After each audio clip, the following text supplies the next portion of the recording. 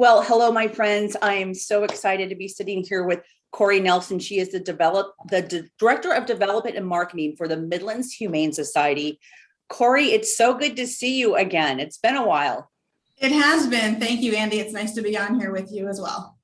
Well, you've got a couple of events coming up. The main one is the annual Midlands Humane Society, your gala, Living Life Out Loud. Do you have a different theme every year?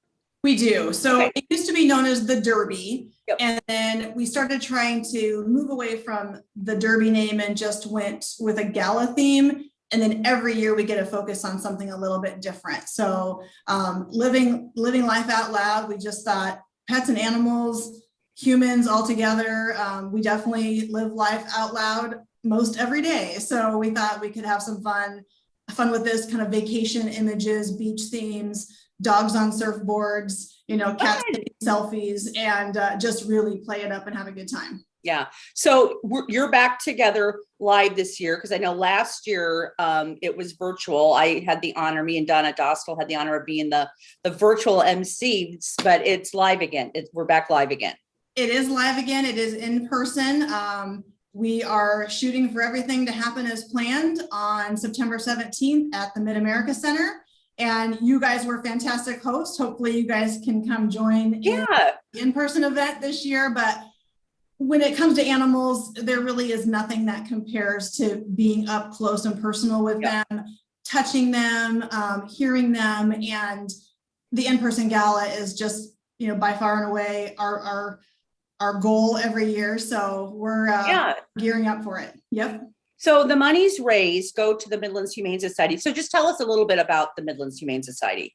Sure. So we opened up in 2015. We are the first and only humane society in this area. So we service a 90,000 plus population, and then far more if you consider all of the adoptions that happen, in Omaha and Glenwood, even, Missouri and across state lines. So we do have a pretty big footprint, and we're happy to be able to say that we're able to help so many animals in the area, and actually out of state rescues when we can as well. So right, when those are overcrowded, when we can move them in, we sure try to. And your new building over in Council Bluffs, I mean, it's not 100%. I mean, it's not new, but it opened up not too long ago over in Council Bluffs, right? Not that long ago. Yep, we are in our 6th year, so we're crowded, but we're making it work for now. Always have the sights set on what is going to be in the next 5 years, in the next 10 years. We're always thinking with our board and what's going to be the next thing that we need to do to accomplish our goals and assist with our mission. But for right now, we're on Railroad Avenue, really easy access off the interstate. So well, let's then talk a little bit about your 4th annual Wags and Wheels car show. Okay, so we like to hit a variety of audiences. So absolutely, looking for an animal to adopt, but you might really like cars, and you might adopt an animal later.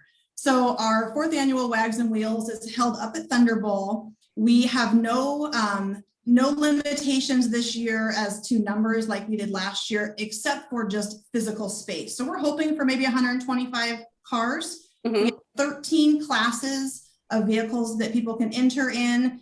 They can enter it at motoshow, MOTOSHO.com, and they can do all their online registrations through that. Food and drink, live band, animals, raffle prizes. It's a blast. I've learned a lot about cars in the last couple of years. So we have people that repeat visit. They have a great time, and they bring their friends. So and when is it? 29th. Okay, Sunday, August 29th. So that's coming up here at the end of the month. Coming right up. Yep. Yeah. All right. Wags and Wheels car show, August 29th. Annual gala, Living Out Loud, on September 17th. I want to share a personal story that I have with the Midlands Humane Society. Totally unexpected, but you know it, but I'm just going to share with the viewers, and we'll be showing a couple pictures. But last year when I emceed the virtual event, I was getting ready to adopt another kitty. I have 2, Raj and Sophie. So I was over there, and I spent lots of, I was in the little room checking out the kittens and having one at a time come in with me. And I remember you said to me, oh my gosh, I have to introduce you to this kitten. And I'm like, okay. And you brought out this beautiful little bundle of orange joy. And at the time, her name was Sissy, I believe. Yep. And she had to have her eyes removed. She was born with underdeveloped eyes, and they needed to be removed. So you brought me out this little beautiful blind kitty, and I absolutely fell in love. And because I was leaving town, I just remember I would come over, and first I visited a couple times before I think I said yes, or maybe I visited one time before I said yes.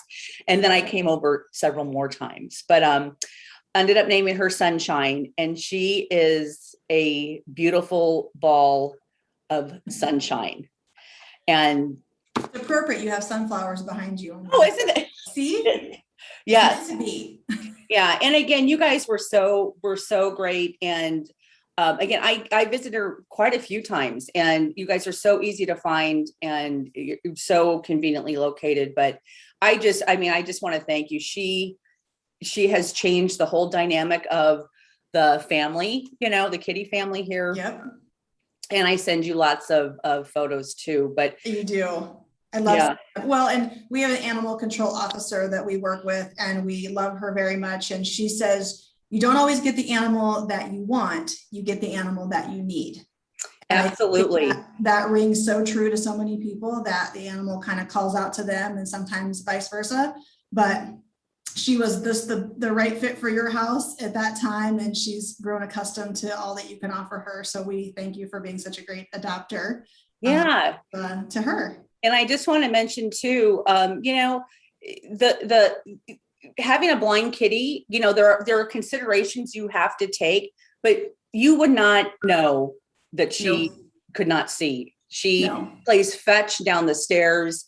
Yeah, it's just amazing. So I think speaking to cats that, disabled, I don't like that word, but have some kind of, special need. Yeah.